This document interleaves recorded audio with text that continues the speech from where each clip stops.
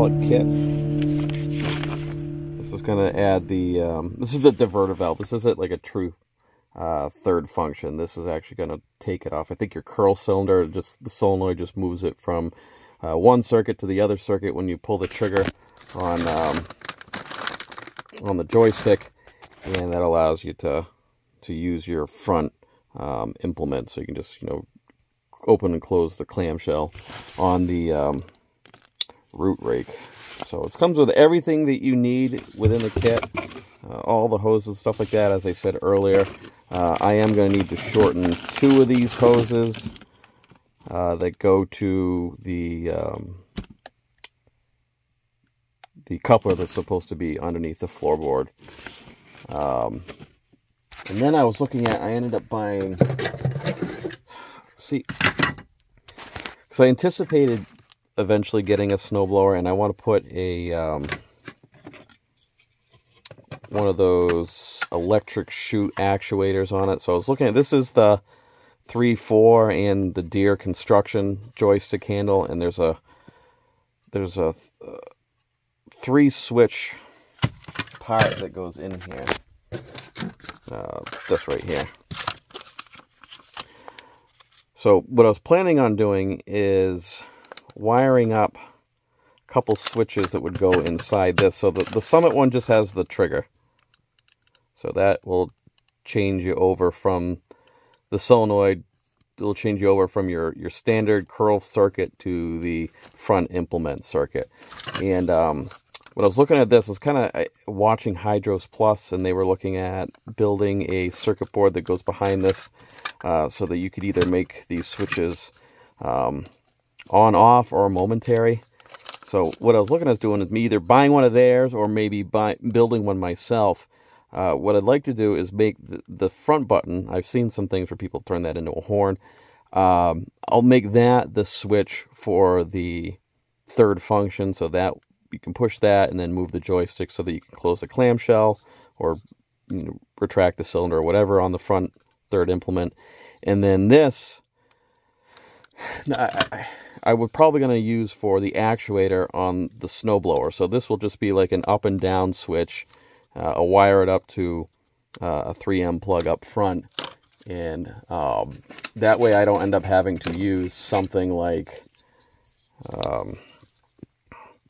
originally I was thinking of something like this kind of a switch, like, you know, a momentary one to up down to move the chute so that you can control the chute angle from the cab. Now with this, I mean, you're kind of limited with the amount of, I do have some space in the switch box, and then there's 2 in the side panel in the cab. Then there's the one where you normally have the independent hydraulic lift. There's that switch right over that cutout. I just kind of wanted to make it so that you're not like reaching in different places while you're trying to maybe not only control the chute angle, but to position it on the rotation. So I thought I can put it in here, and that would make things a whole hell of a lot easier. So, all right, let's get putting this together, at least. This we can always figure out in the end. I mean, it's just electronics. We'll change it 6 different times over anyway. So, put it in the box so I don't forget where it is. And then I'll forget where it is. So here's the solenoid. It's activated by this magnetic switch.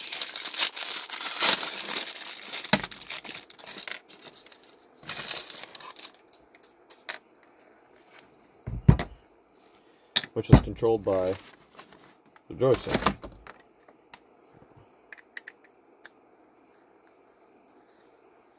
Alright. So we're going to put a couple of the hydraulic couplers on there.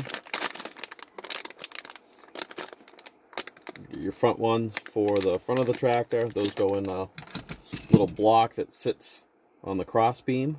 And then you got the quick couplers that go to the quick couplers on the floorboards. But I don't need those, so I'm going to have extras of those because I need the flat face couplers, or at least I'll have to adapt them to my single point connection.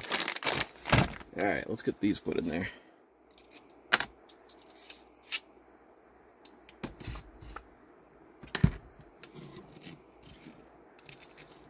And these allow you to mount it to one of the arms on the, or the main upright of the 120R loader.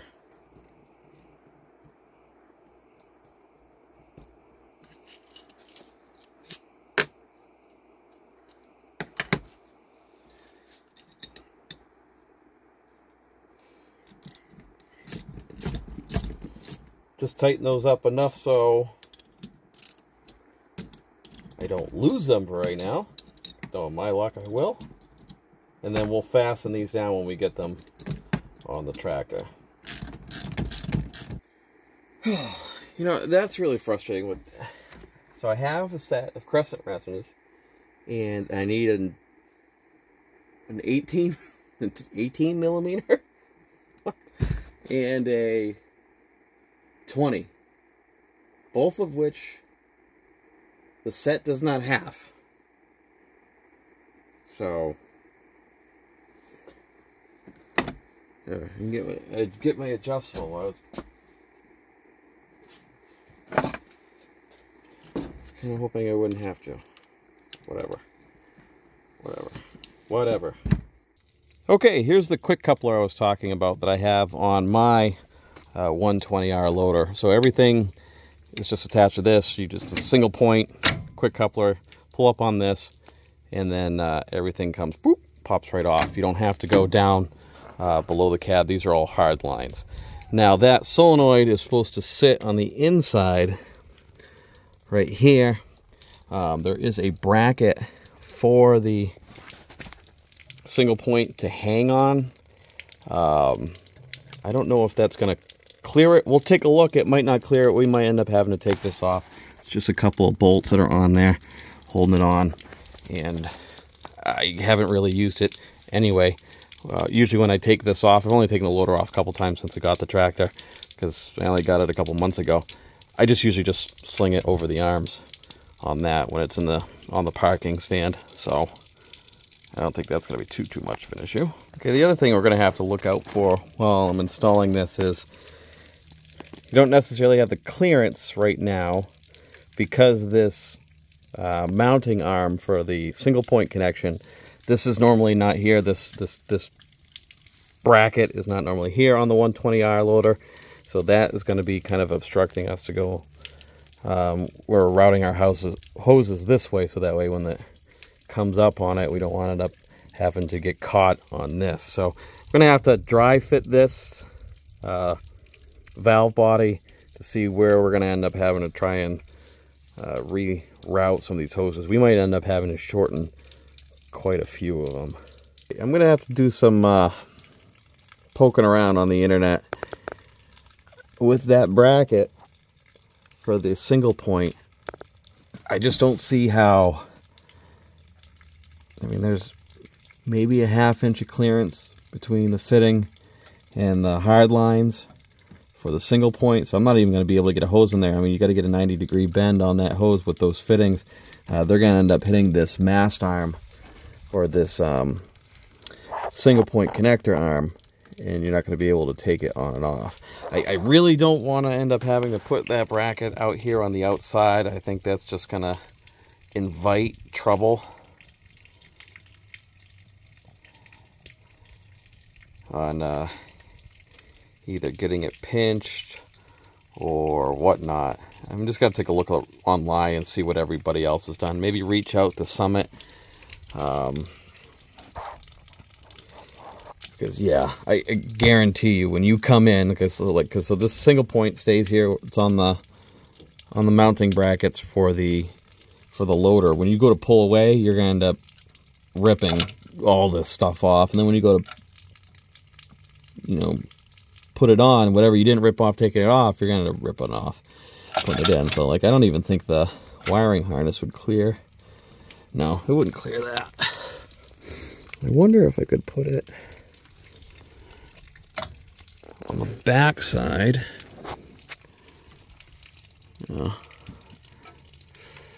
I don't know if I'll be able to put it on the back side of that arm. Probably not with this. Figure out something. Maybe I can mount it to the frame somewhere. Yeah. We'll have to figure it out. Alright, let me go take a little bit of time online and I'll have to come back to this. So you can mount it to the outside. I've seen a couple people do it. I think I've just set myself up for failure at this point by putting it here. I mean, I can't see any way on how to get it on the inside as to where it's supposed to be. But knowing me, having it out here, I'm going to brush against something or come close to something, and this thing is going to end up getting destroyed. I got to reach out to Summit to see if, I mean, the single point connector's been around for maybe a year or two now. There's got to be somebody who's figured out someplace to put it. I think Brock, on his 2038R, he has the, I think he has the Artillean, which is Curtis. Their diverter kit, I think he has it mounted to the outside arm, or this mast.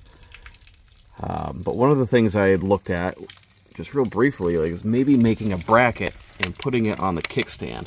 So if I could put it right in here, that would give me enough room. And obviously it would kick down.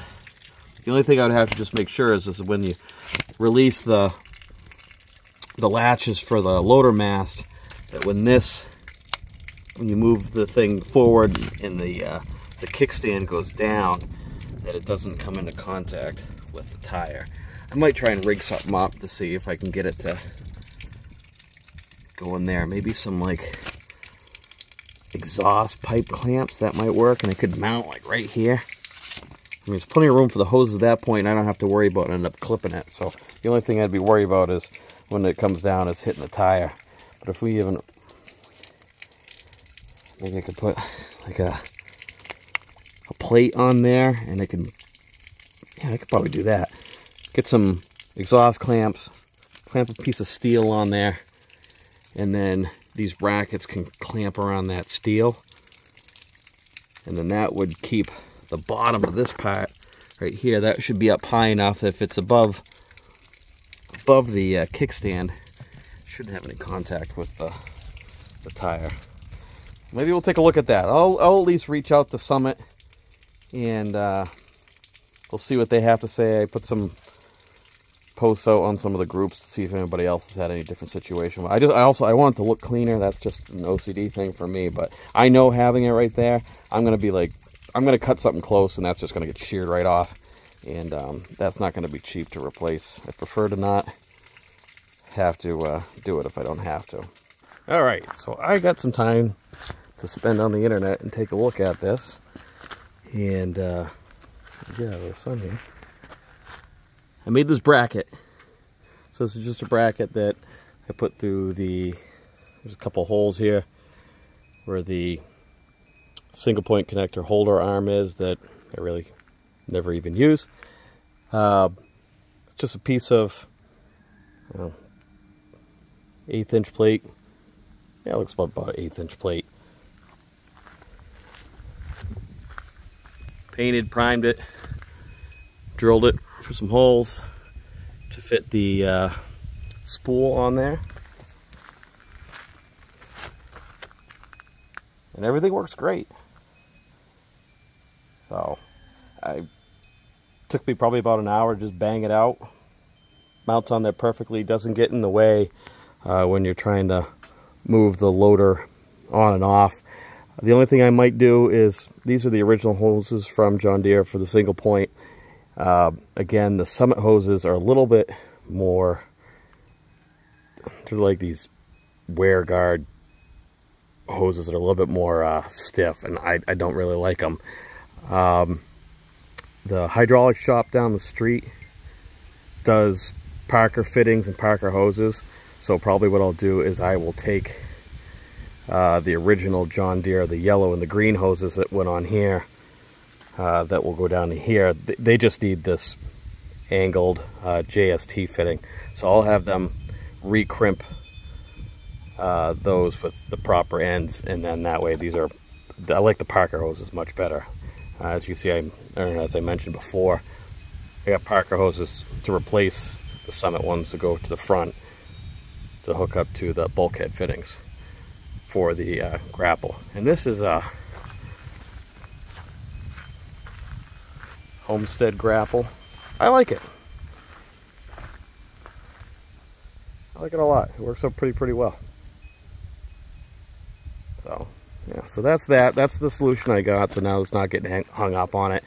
I just put a Deutsch plug on the end of the tractor here. So there's another one here for the snowblower connection. But you just hook that up, and then that's how you use it with the single point connector on the 2023 1025Rs and the 2025Rs.